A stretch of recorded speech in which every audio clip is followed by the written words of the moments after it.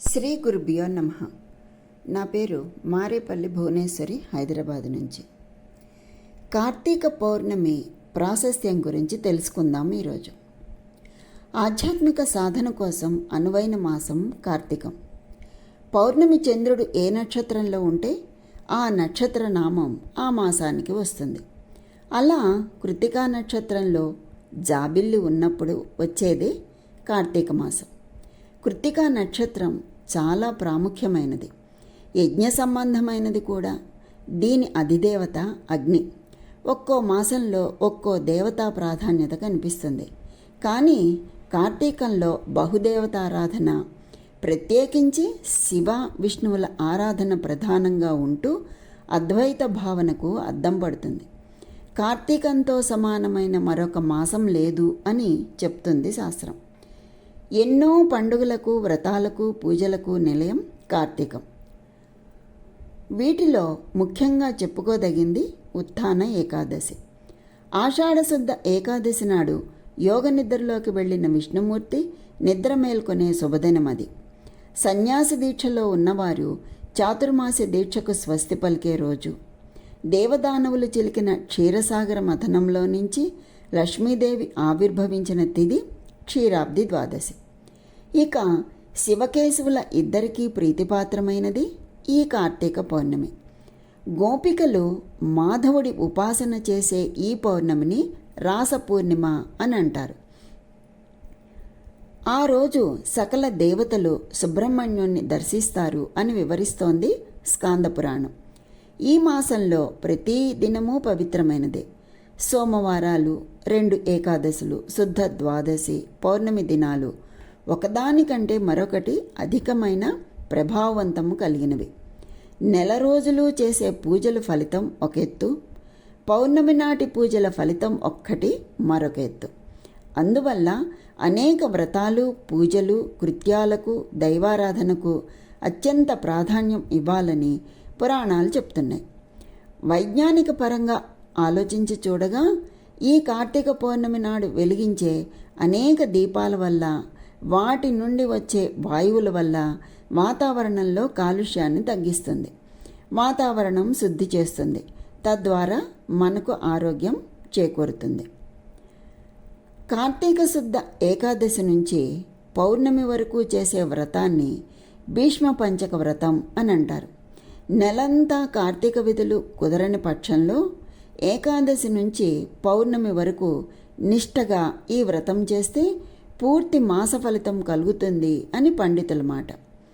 ఈ మాసంలో ప్రధానంగా కనిపించేవి కార్తీక స్నానం, దీపారాధన, పురాణ పఠనం లేదా శ్రవణం, వృక్షారోపణం, వనభోజనాలు.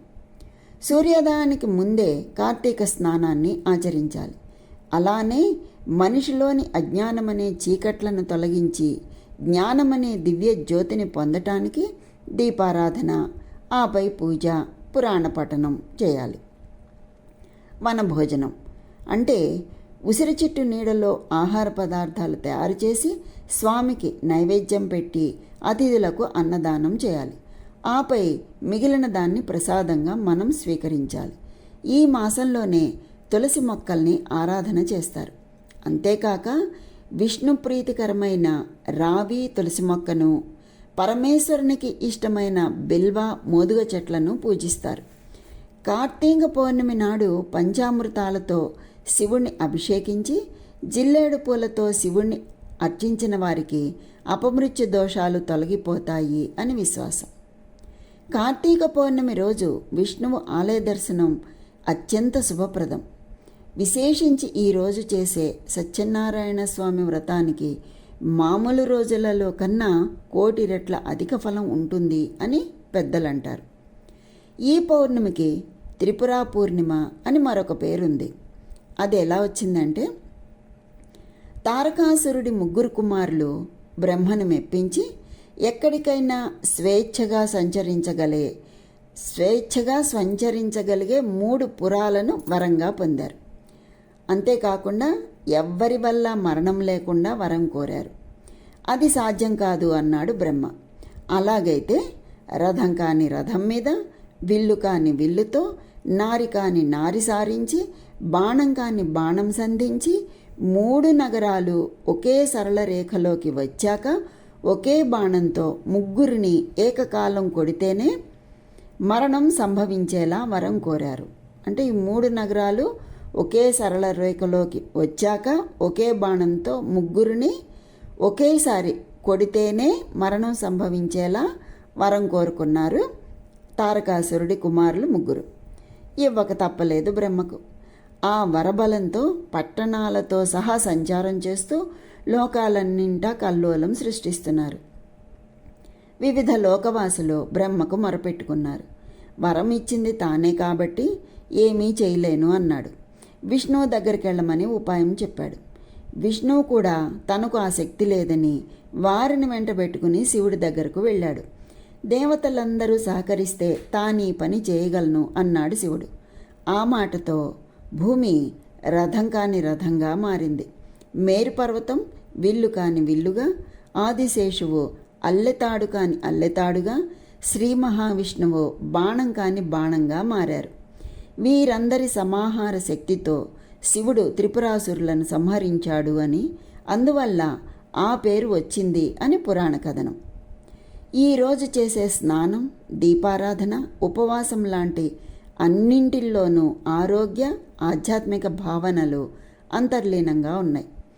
ఈ రోజున స్త్రీల కొరకు ప్రత్యేకంగా ఉపవాసం గురించి శాస్త్రాలు చెప్తున్నాయి.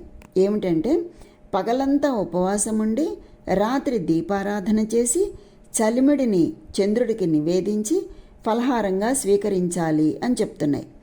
ఇలా చేయటం వల్ల కడుపు చలవ, అంటే బిడ్డలకు రక్ష అని పెద్దలు అంటారు. ఆరోగ్యపరంగా చూస్తే ఇలా చేయటం వల్ల గర్భాశయ సమస్యలు దరిచేరవని ఆయుర్వేద శాస్త్ర కథనం. ఈ మాసమంతా సూర్యోదయానికి ముందే తలస్నానం చేయటం వలన ఈ కాలపు వాతావరణ పరంగా మనకు ఎంతో ఆరోగ్యప్రదం. ప్రస్తుత కాలంలో ఉద్యోగాలలో తీరిక లేకుండా ఉన్నా కానీ, లేక ఇతర ఏ కారణాల చేతనైనా కానీ రోజు దేవుణ్ణి పూజించి దీపారాధన చేసే సమయం లేనివారు, ఆచరించలేనివారు ఈ పౌర్ణమి నాడు ఆచరిస్తే నెలంతా చేసిన ఫలితం కలుగుతుంది. కార్తీక పౌర్ణమి కార్తీక మాసంలో అత్యంత విశిష్టమైనటువంటి రోజు. పౌర్ణమి ప్రతి నెల వస్తుంది, కానీ చంద్రుడు కృత్తికా నక్షత్రంతో కలిసి ఉండే కార్తీక పౌర్ణమికి ఉండే ప్రత్యేకత మరే పున్నమికి ఉండదు. ఖగోళపరంగా చూస్తే ఏడాది మొత్తం మీద జాబిల్లి ఆ రోజు ఉన్నంత ప్రకాశంగా మరే రోజు ఉండదు. అంతలా వెలిగిపోయే వెన్నెలకే కన్ను కుట్టేలా గుడి ప్రాంగణాలు, జలాశయాలు కార్తీక దీపాలతో శోభాయమానంగా వెలిగిపోతూ ఉంటాయి ఆ రోజు. అయితే మరి కార్తీక పౌర్ణమి నాడు ఏమేమి చేయాలి అనేది కూడా మనకి శాస్త్రం చెప్తోంది. కార్తీక పౌర్ణమి రోజున ప్రతి వాళ్ళు తమ ఇంట్లో కార్తీక దీపాలు పెట్టాలి. ఇంట్లో కార్తీక దీపం పెట్టమనడానికి ఒక కారణం ఉంది. ప్రతి గృహస్థు తమ ఇంట్లో ప్రతిరోజు దీపం వెలిగించాలి. దీపం వెలగని రోజు ఒక్కటి కూడా ఉండకూడదు. ఒకవేళ ఊరికి వెళ్లాల్సి వస్తే ఎవరినైనా పిలిచి ఇంట్లో దీపం పెట్టమనాలి. కానీ కొన్నిసార్లు దీపం పెట్టలేని పరిస్థితులు ఏర్పడవచ్చు. ముఖ్యంగా మన ఆధునిక జీవితంలో ప్రతిరోజు దీపం వెలిగించడం కుదరకపోవచ్చు. అలాంటి వారు తమ దోషాలను పోగొట్టుకోవడానికి ప్రాయశ్చిత్తంగా వచ్చే అద్భుతమైన తిథి కార్తీక పౌర్ణమి. అందుకే చాలామంది కార్తీక పౌర్ణమి రోజున 365 ఒత్తులతో గుత్తి దీపాన్ని పెడతారు. ఒక ఏడాదంతా దీపం పెట్టకపోతే ఎంత పాపం వస్తుందో దానికి పరిహారమే ఈ గుత్తి దీపం. ఈ దీపాన్ని దంపతులిద్దరూ కలిసి వెలిగించాలి. ఇంట్లో దీపం పెట్టాలి అంటే కార్తీక పౌర్ణమి తిథి ప్రధానం. దేవాలయంలో పెట్టేటప్పుడు కృత్తికా నక్షత్రం ప్రధానం. అందుకే ఇప్పటికీ అరుణాచలంలో కృత్తికా నక్షత్రం నాడు జ్యోతిని వెలిగిస్తారు. అరుణాచలంలో ఈ కృత్తికా దీపోత్సవం చూడడానికి కొన్ని లక్షల మంది వస్తారు. ఆ రోజున గిరి ప్రదక్షిణ చేయటానికి అవకాశమే ఉండదిక. కార్తీక పౌర్ణమి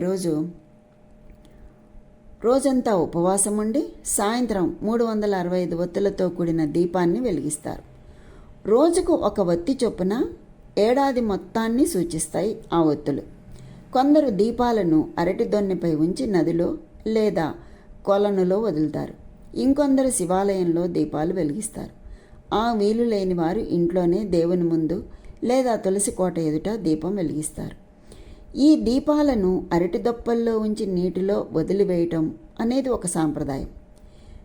ఇవి నీటిని ఆధారంగా చేసుకుని ఆ దీపం వెళ్ళిపోతూ ఉంటుంది. ఆ దీపం వెళ్ళి మరో దీపాన్ని కలుసుకుంటుంది. అలా వెడుతూ అన్ని దీపాలు నిధనమైపోతాయి. అంటే మనిషి జీవన జ్యోతి కూడా కొండెక్కే వరకు అలాగే దేదీప్యమానంగా వెలుగుతూ సాటి మనుషుల ప్రేమాభిమానాలు పొందుతూ ముందుకు సాగాలి అని చెప్పడమే ఇందులోని అంతరార్థం. అందుకే ఈ కార్తీక పౌర్ణమి రోజున దీపాన్ని వెలిగించి మనలోని తిమిరాన్ని తరిమేద్దాం. దీపారాధన సమయంలో అగ్గిపుల్లలతో లేదా కొవ్వొత్తులతో దీపాలు వెలిగించకూడదు. అగరబత్తి సహాయంతో వెలిగించడం శ్రేయస్కరం. ఆ తర్వాత దామోదరం ఆవాహయామి లేదా త్రయంబకం ఆవాహయామి అని చెబుతూ పూజ చేసుకోవాలి. ఇకపోతే ఉసిరిక దీపం. వ్యాస మహర్షి రచించినటువంటి శివమహాపురాణం ప్రకారం ఉసిరి చెట్టు సాక్షాత్తు ఈశ్వర స్వరూపంగా భావిస్తారు. అందుకే కార్తీక మాసంలో వచ్చే ఏకాదశి, సోమవారం, పౌర్ణమి తిథుల్లో ఉసిరి చెట్టు కింద దీపాలు వెలిగిస్తారు. ముఖ్యంగా కార్తీక పౌర్ణమి రోజు ఉసిరికాయలో దీపాన్ని వెలిగిస్తే సకల శుభాలు చేకూరుతాయి అని తెలుస్తోంది. ఉసిరికాయ అంటే లక్ష్మీదేవికి ప్రీతికరం. అందుకే కార్తీక మాసంలో ఉసిరిక దీపం వెలిగించిన వారికి లక్ష్మీదేవితో పాటు శ్రీ మహావిష్ణువు అనుగ్రహం కూడా లభిస్తుందని విశ్వాసం. అంతేకాకుండా కార్తీక పౌర్ణమి రోజున ఉసిరికాయ దీపాన్ని వెలిగిస్తే నవగ్రహ దోషాలు తొలగిపోతాయి అని శాస్త్రవచనం. ఉసిరికాయ దీపాన్ని వెలిగించే సమయంలో ఓం శ్రీ కార్తీక దామోదరాయ నమః అనే మంత్రాన్ని పఠించాలి. కార్తీక మాసంలో ఉసిరికాయ దీపం వెలిగించడం వెనుక ఓ పౌరాణిక గాథ ఉంది. పద్మపురాణం ప్రకారం పాండవులు అరణ్యవాసం చేస్తున్న సమయంలో కార్తీక మాసం వచ్చింది. అరణ్యంలో దీపం వెలిగించడానికి శివాలయం లేకపోయేసరికి ఏమి చేయాలా అని ఆలోచిస్తున్న ద్రౌపదితో శ్రీకృష్ణుడు ఇలా అన్నట్ట: కొన్ని గ్రహదోషాల కారణంగా మీరు అరణ్యవాసంలో అష్టకష్టాలు పడుతున్నారు. ఆ దోషాలు తొలగిపోవాలంటే అడవిలోని ఉసిరిక చెట్టు కింద ఉసిరికాయలో ఆవు నెయ్యి పోసి దీపారాధన చేస్తే సమస్త గ్రహదోషాలు తొలగిపోతాయి అని చెప్పగా ద్రౌపది ఉసిరికాయలో ఆవు నెయ్యి పోసి తెల్ల జిల్లేడు ఒత్తులతో దీపారాధన చేసిందట. అంతటా అదే ఉసిరిక చెట్టు కింద భోజనం చేసిన ధర్మరాజు కురుక్షేత్ర యుద్ధానికి సుముఖత వ్యక్తం చేశాడట. ఈ విధంగా ఉసిరిక దీపం వెలిగించి తర్వాత పాండవులు యుద్ధంలో విజయం సాధించి రాజ్యాన్ని తిరిగి పొందారు అని పురాణాల ద్వారా తెలుస్తోంది. సమస్త దోష పరిహారం సకల శుభకరం.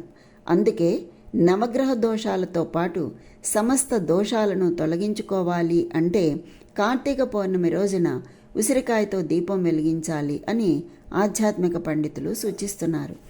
అలాగే కార్తీక మాసంలో ఉసిరిక దీపం వెలిగిస్తే మహాలక్ష్మీదేవి అనుగ్రహంతో ఆర్థిక ఇబ్బందులు, అష్టదరిద్రాలు తొలగిపోయి అఖండ ఐశ్వర్యం లభిస్తుంది. ఇకపోతే శివాలయాల్లో ధ్వజస్తంభం మీద నందాదీపం పేరుతో అఖండ దీపాన్ని, ఆకాశ దీపం పేరుతో ఎత్తైన ప్రదేశాల్లో భరిణలతో వేలాడదీస్తారు. అంటే కుండలు, లోహపాత్రలతో తయారు చేసిన వాటిలో దీపాన్ని పెట్టి వేలాడదీస్తారు. ఈరోజు ఆచరించే వ్రతాలలో భక్తేశ్వర వ్రతం ఒకటి. ఇది స్త్రీలకు సౌభాగ్యం కలిగిస్తుంది. భక్తురాలి కోరికను మన్నించి వరాలిచ్చే వ్రతం కాబట్టి దీనికి ఆ పేరు. ఇది ప్రాచుర్యంలోకి రావటానికి ఒక కథ ఉంది. పూర్వం పాండ్యుడు, కుముద్వతి దంపతులు సంతానార్థం శివుణ్ణి ఆరాధించి ప్రత్యక్షం చేసుకున్నారు. వారు చేసిన ఆరాధనలోని చిన్న లోపం వల్ల సరియైన వరం ఇవ్వదలుచుకోలేదట శివుడు. చూసారా, మనకి ఒక్కొక్క కథ ఒక్కొక్క విషయాన్ని మనకి తెలియచేస్తూ ఉంది. ఈ కథలో మనకి ఏం తెలియచేస్తోంది? ఆరాధనలో లోపాన్ని తెలియచేస్తోంది. అంటే మనం చేసే ఏ పనిలోనూ కూడా లోపం లేకుండా భక్తి శ్రద్ధలతో చెయ్యాలి అని మనకి అంతర్లీనంగా పురాణ కథలు బోధిస్తున్నాయి. వారు చేసిన ఆరాధనలోని చిన్న లోపం వల్ల సరియైన వరం ఇవ్వదలుచుకోలేదట శివుడు. అందుకే అల్పాయుష్కుడు అతి మేధావి అయిన కొడుకు కావాలా, లేక పూర్ణాయుష్కురాలు విధవ అయిన కుమార్తె కావాలా అని అడిగితే కుమారుణ్ణే కోరుకున్నారు ఆ దంపతులు. అతడి వయసు పెరుగుతున్న కొద్దీ వారిలో గుబులు జోరెత్తుతోంది. ఆ సమయంలో శివభక్తి పరాయణురాలైన అలకాపురి రాజకుమార్తెపై వారి దృష్టి పడింది.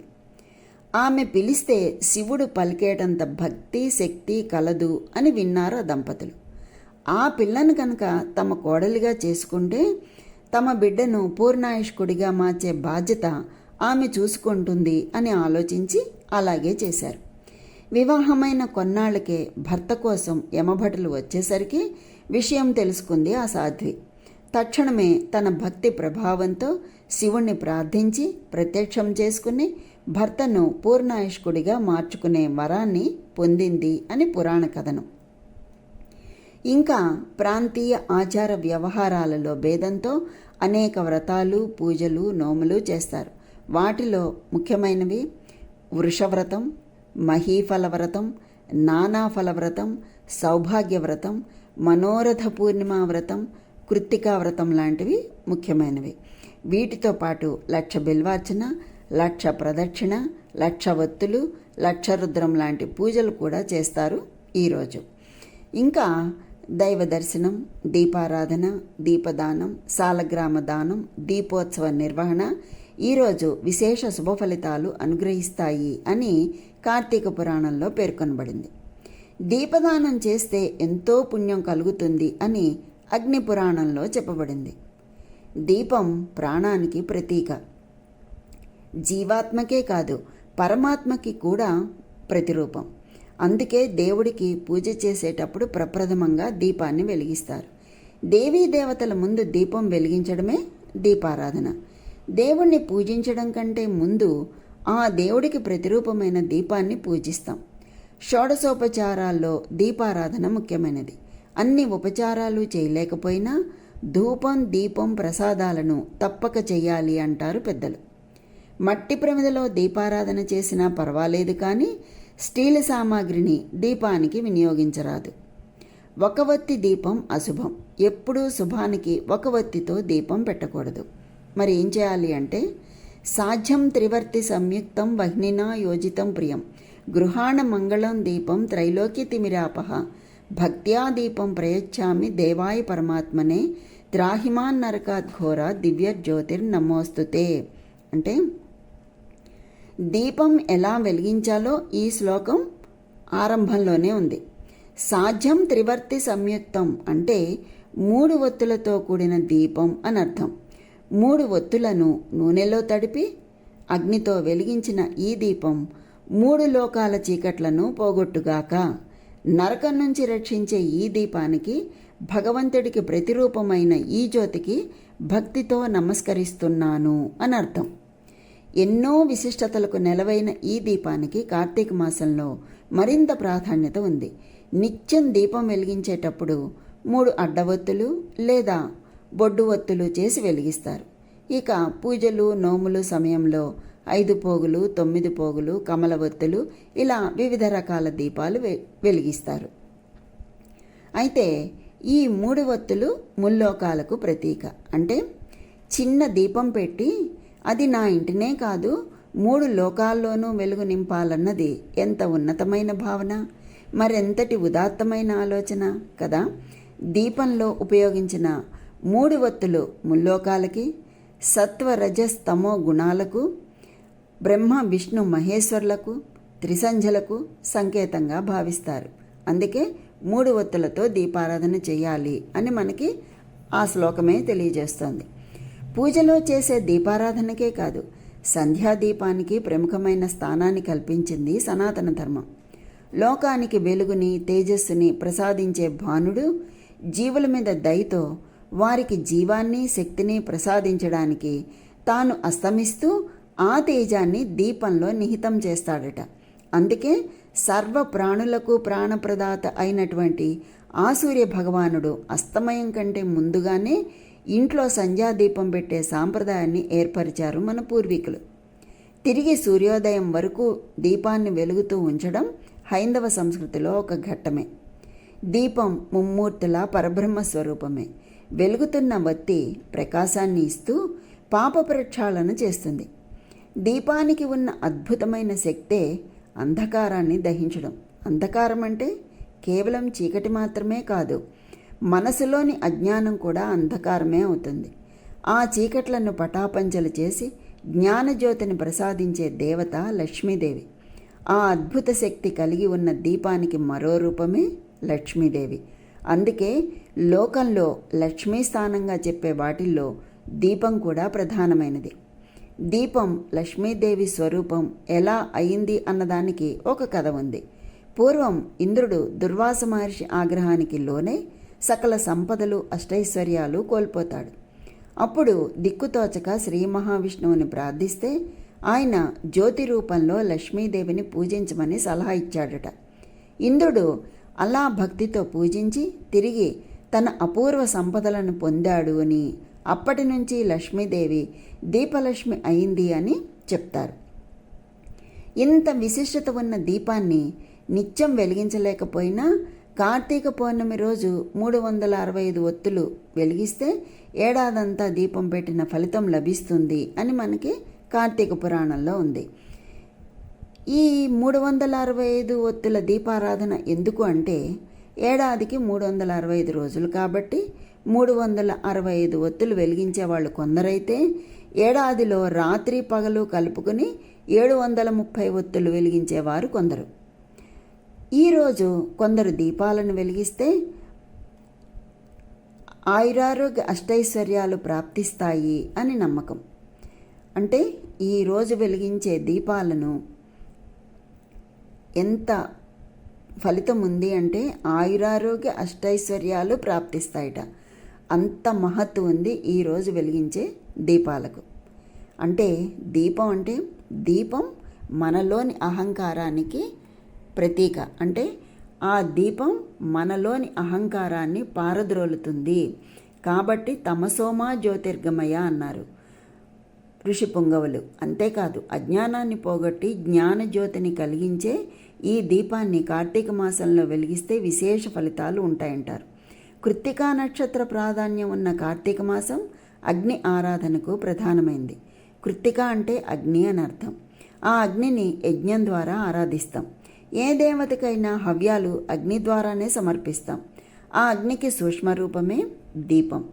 దీపం జీవగతమైంది. ప్రత్యక్ష దైవాల్లో ఒక్కటైన అగ్నిని దీపరూపంలో ఆరాధించడం అంటే పరోక్షంగా ఆ పరబ్రహ్మానికి కృతజ్ఞతలు చెప్పడమే కాదు, సమస్త ప్రాణికోటికి ప్రయోజనము చేకూర్చడమేనని చెప్తారు.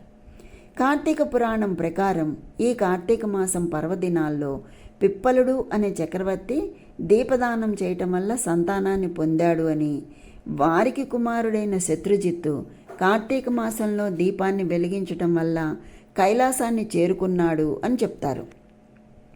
కార్తీక మాసం మొత్తం 2 సంధ్యల్లోనూ అంటే సూర్యోదయం సూర్యాస్తమయాల్లోనూ దీపారాధన చేస్తూ ఉంటారు. అయితే ఇందులో సాయంకాలం సంధ్యాదీపం మరింత ప్రత్యేకమైంది. సాయంత్ర సమయాల్లో శివాలయంలో కానీ విష్ణాలయంలో కానీ దీపాన్ని వెలిగిస్తే మంచిది అంటారు. ఆలయ ద్వారం, గోపురం, గర్భగుడిలో, ధ్వజస్తంభం దగ్గర ఇలా ఎక్కడ దీపాన్ని వెలిగించినా 1000 జన్మల పుణ్యమే. గుడిలో దీపాలను వెలిగించడం కుదరని వారు ఇంట్లో పూజా మందిరంలో కానీ తులసికోట దగ్గర కానీ దీపారాధన చేసుకోవచ్చు. వీటితో పాటు రావి, ఉసిరి లాంటి దేవతా వృక్షాల కింద నదీ తీరాల్లో దీపారాధన చేసిన విశేష ఫలితం లభిస్తుంది అన్నది పూర్వీకుల మాట. కార్తీక మాసమనే కాదు, ప్రతిదినం ఆ పరమాత్మకు దీపారాధన చేయటం తప్పనిసరి అంటుంది శాస్త్రం. ఇలా నిత్య దీపారాధన కుదరకపోతే కార్తీక మాసం మొత్తమైనా, అదే కుదరకపోతే కార్తీక సోమవారాలు, శుద్ధ ద్వాదశి, చతుర్దశి, పౌర్ణమి లాంటి తిథుల్లోనైనా దీపాలను వెలిగించమని పురోహితులు చెప్తారు. ఇది కూడా సాధ్యం కాని వారు కనీసం కార్తీక పౌర్ణమి రోజైనా 365 ఒత్తులు ఉన్న అద్వితీయమైన గుత్తి దీపాన్ని వెలిగిస్తే సంవత్సరం పొడవునా దీపాలు వెలిగించినంత పుణ్యం ప్రాప్తిస్తుంది అని చెప్తారు. ఆవునేతితో దీపం పెట్టడం అన్నింటికన్నా శ్రేష్టమైనది. అలాగే నువ్వుల నూనెను వినియోగించవచ్చు. అదేవిధంగా 1000 యుగాలలో చేసిన పాపాలన్నీ తొలగిపోతాయి అని భక్తులు అపారంగా నమ్ముతారు. కార్తీక పౌర్ణమి నాడు వెలిగించే దీపం కేవలం మన కొరకే కాకుండా మనం చేసే దుష్కృతాలను పోగొట్టి మన పాపాలను సైతం దూరం చేస్తుంది అంటారు. అజ్ఞాన తిమిరాన్ని దూరం చేస్తూ లోకోపకారంతో సమస్త జీవులను ఉద్ధరించడానికి పెట్టిన దీపం ఇది.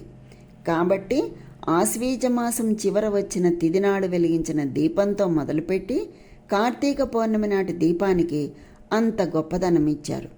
ఇకపోతే ఏటా కార్తీక పౌర్ణమి రోజు సాయంత్రం వెలిగించే జ్వాలా తోరణానికి ఓ ప్రత్యేకత ఉంది. కార్తీక పౌర్ణమి రోజు సాయంత్రం శివాలయాల బయట 2 కర్రలు నాటి వాటిపై అడ్డంగా మరో కర్ర పెడతారు. దానిపై ఎండుగడ్డిని తోరణంలా వేస్తారు. దీనినే యమద్వారం అని పిలుస్తారు. ఈ గడ్డిపై నెయ్యి పోసి మంట వెలిగిస్తారు. ఆ జ్వాల కింద నుంచి పల్లకీలో శివయ్యను 3 సార్లు ఊరేగిస్తారు. ఆ తర్వాత ఆ జ్వాల కింద నుంచి దాటేందుకు భక్తులు పోటీ పడతారు. జ్వాలా తోరణం ఎందుకు వెలిగిస్తారు అంటే, యమలోకంలో అడుగుపెట్టిన వెంటనే మొదటిగా దర్శనమిచ్చేది అగ్నితోరణం. యమలోకంలో అడుగుపెట్టే ప్రతి వ్యక్తి అగ్నితోరణాన్ని దాటుకునే వెళ్ళాలి. పాపాత్ములకు వేసే ప్రథమ శిక్ష ఇది. అందుకే ఆ శిక్ష నుంచి తప్పించుకోవాలి అంటే కార్తీక పౌర్ణమి రోజు శివాలయాల బయట నిర్వహించే జ్వాలా తోరణం దాటాలి. కార్తీక పౌర్ణమి రోజు జ్వాలా తోరణం నుంచి 3 సార్లు దాటితే వారికి యమలోకంలో అడుగుపెట్టాల్సిన అవసరం ఉండదు. శివుడి ఊరేగింపుతో పాటు జ్వాలా తోరణం కింద నడిచినప్పుడు పరమేశ్వర, ఇప్పటి వరకు చేసిన పాపాలు ఈ మంటల్లో దహనమైపోవాలి. ఇకపై ఎలాంటి తప్పులు చేయకుండా ఉండేలా అనుగ్రహించు స్వామి అని మనస్ఫూర్తిగా నమస్కరించుకోవాలి. జ్వాలా తోరణం అనే పదం పురాణ ప్రసిద్ధమైనది. దేవతలు, రాక్షసులు అమృతం కోసం సముద్రాన్ని చిలికినప్పుడు మొదటిగా హాలాహలం ఉద్భవించింది. ఇది లోకాలను సర్వనాశనం చేసే ప్రమాదం ఉన్నందున బ్రహ్మాదులు ఈ ఉత్పాతం నుంచి రక్షించవలసింది అని మహాశివుణ్ణి ప్రార్థించారు. వారి ప్రార్థనను మన్నించి మహాశివుడు ఆ హాలాహలాన్ని మింగడానికి సిద్ధపడ్డాడు. ఆ హాలాహలం బయట ఉంటే పైలోకాలను, కడుపులోనికి పెడితే అధోలోకాలను దహించి వేస్తుందనే ఉద్దేశంతో మహాశివుడు ఆ విషాన్ని కంఠం మధ్యలో నిక్షేపించాడు. ఈ దృశ్యాన్ని చూసి పార్వతీదేవి తన భర్తకు ప్రమాదం వాటిల్లుతుంది అని భయపడి శివునికి ప్రమాద నివారణ కోసం ప్రతి సంవత్సరం అగ్నిజ్వాల కింద నుంచి తన భర్తతో సహా దూరి వెడతాను అని మొక్కుకుంది. అప్పుడు మహాశివునికి ప్రమాదము జరగలేదు. కనుక ప్రతి సంవత్సరం కార్తీక శుద్ధ పౌర్ణమి నాటి రాత్రి శివాలయములలో ఎండుగడ్డితో చేసిన తోరణాన్ని 2 కర్ర స్తంభముల మధ్య కట్టి దానికి అగ్నిని ముట్టించి ఆ తోరణము జ్వాలగా వెలుగుతూ ఉంటే ఆ జ్వాల కింద నుంచి శివపార్వతుల పల్లకిని 3 సార్లు మోసుకొని పెడతారు. జ్వాల వలె వెలిగే ఈ తోరణాన్ని జ్వాలా తోరణం అని అంటారు. మృంగెరుడిది గరళమని తెలిసి మృంగెడివాడు ప్రాణ విభుడని మేలని ప్రజకున్ మృంగుమని సర్వమంగళ మంగళ సూత్రమునెంతమది నమ్మినదో. అంటే ఇక్కడ ఒక విశేషం చెప్పాలి. అదేంటంటే, హాలాహలాన్ని కంఠం మధ్యలో ఉంచిన కారణంగా మహాశివుని శరీరంలో మంట బయలుదేరింది. ఆ మంటను అదుపు చేయటానికి శివుడికి నిరంతరం గంగాజలాన్ని అభిషేకిస్తుంది అంటారు. ఈ విధంగా శివుడు అభిషేక ప్రియుడు అయ్యాడు. ఆ పార్వతీదేవి ఆ విధంగా తన మంగళసూత్రాన్ని మది నమ్మింది అని పోతన గారు మనకి భాగవతంలో తెలియచేసి ఉన్నారు. దానికి తార్కాణమే ఈ జ్వాలా తోరణం. శివకేశవులకు ప్రీతికరమైన పవిత్ర కార్తీక మాసంలో అత్యంత మహిమాన్వితమైన రోజు కార్తీక పౌర్ణమి. మనకు ఆశ్వీజ అమావాస్య దీపావళి అయినట్లు కార్తీక పౌర్ణమి దేవతలకు దీపావళి అని చెప్తారు. అందుకే జ్వాలా తోరణం దాటినా, చూసి నమస్కరించుకున్నా అపమృత్యు భయం తొలగిపోతుంది అని పండితులు చెప్తున్నారు. అయితే ఈ జ్వాలా తోరణం పూర్తిగా కాలిన తర్వాత ఆ గడ్డిని తీసుకొచ్చి ఇంట్లో ధాన్యాగారంలో పెడతారు. ఆ గడ్డి ఉన్న చోట భూత ప్రేత పిశాచాలు అడుగుపెట్టలేవు. ఆ గడ్డి ఉన్న చోట సుఖశాంతులు లభిస్తాయి. జ్వాలా తోరణ దర్శనం వల్ల పునర్జన్మ ఉండదు అంటారు పండితులు. ఇకపోతే కార్తీక మాసంలో ముఖ్యమైన పర్వదినం కార్తీక పౌర్ణమి. ఈరోజు శ్రీహరి మత్స్య రూపంలో అవతరించాడు అని ప్రతీతి. కార్తీక పౌర్ణమి నాడు సాయంకాలం ప్రదోష వేళలో దీపాలను వెలిగించి దీపదర్శనం చేసుకోవాలి. జ్వాలాతోరణ దర్శనంతో ఈ భూమిపై ఉండే సర్వప్రాణుల పాపాలు పరిహరించబడి సద్గతి లభిస్తుంది అని పురాణవచనం. కార్తీక జ్వాలాతోరణం చేసినందువలన జాతిభేదం లేకుండా మానవులకు, కీటకాదులకు, పక్షులకు, దోమలకు, జలచరాలైన చేపలకు, వృక్షాలకు కూడా పునర్జన్మ ఉండదు అని ఐతిహ్యం. కార్తీక పౌర్ణమి రోజున వేదవ్యాస పూజ కూడా నిర్వహిస్తారు. ఈ రోజున దీపోత్సవం, సర్వపాప పరిహారం. కార్తీక పౌర్ణమి వ్రతం ఆచరించిన పురంజయుడు అనే రాజు తన రాజ్యాన్ని తిరిగి సంపాదించుకొని విష్ణు పూజతో మోక్షాన్ని పొందిన కథనం ప్రచారంలో ఉంది. అయితే ఈ కార్తీక పౌర్ణమి రోజున దీపాన్ని వెలిగించేటప్పుడు కీటాహ పతంగాహ మశకాశ్చ వృక్షాః జలే స్థలే ఏ నివసంతి జీవాః దృష్ట్వా ప్రదీపనం నచ జన్మ భాగినః భవంతి త్వం స్వపచాహి విప్రాహ అని వెలిగించాలి. అలా వెలిగించి దీపశిఖలో శివకేశవులను ఆవాహనం చేసి దీపానికి అక్షింతలు వేసి నమస్కరించుకోవాలి. జ్వాలాతోరణం రోజు వెలిగించే దీపానికి చాలా విశిష్టత ఉంది. పురుగులు, దోమలు, ఈగలు ఇలాంటి ఏ కీటకాలైనా దీపం వైపు ఎగిరి వస్తే మోక్షం తథ్యం. దీపం వెలుగు ఎంత దూరం పడుతుందో ఆ దీపాన్ని ఎవరెవరు చూస్తున్నారో అవన్నీ మరణానంతరం భగవంతుడి సన్నిధికి చేరుకుంటాయి అని అర్థం. ఈ కార్తీక పౌర్ణమి నాడు చేసే దీపారాధన వల్ల వచ్చే పుణ్యం అనంతం. ఈరోజు శివకేశవుల ఆలయంలో దీపారాధన చేసినా, దీపదానం చేసినా, చివరకు ఆరిపోయిన దీపాన్ని వెలిగించినా సరే ఆ పుణ్యం వెలకట్టలేనిది. ఇకపోతే ఆధ్యాత్మిక పరంగా చూస్తే దీపాన్ని జ్ఞానాంశకు ప్రతీకగా చెప్తారు. ఇక్కడ ప్రమిదలోని ఒత్తి శరీరంగా, నూనెను కర్మఫలంగా, జ్వాలను ప్రాణంగా అభివర్ణిస్తారు. మట్టి ప్రమిద అంటే భూమాతగా, ధాత్రిగా చెప్తారు. ఇక్కడ నూనెగా కర్మఫలం అనే ప్రాణం ఉన్నంత వరకు శరీరం అనే ఒత్తిలో ప్రాణం అనే జ్వాల వెలుగుతూ ఉంటుంది. ఎప్పుడైతే కర్మఫలం అనే నూనె అయిపోతుందో అన్నీ మట్టిలో కలిసిపోతాయి. ఇదే కర్మ సిద్ధాంతం. ఇదే కార్తీక దీపం వెలిగించడంలో ఉన్నటువంటి ధర్మ సూక్ష్మం. ఈ కార్తీక పౌర్ణమి వెనుక అనేక పురాణ కథలు ఉన్నాయి.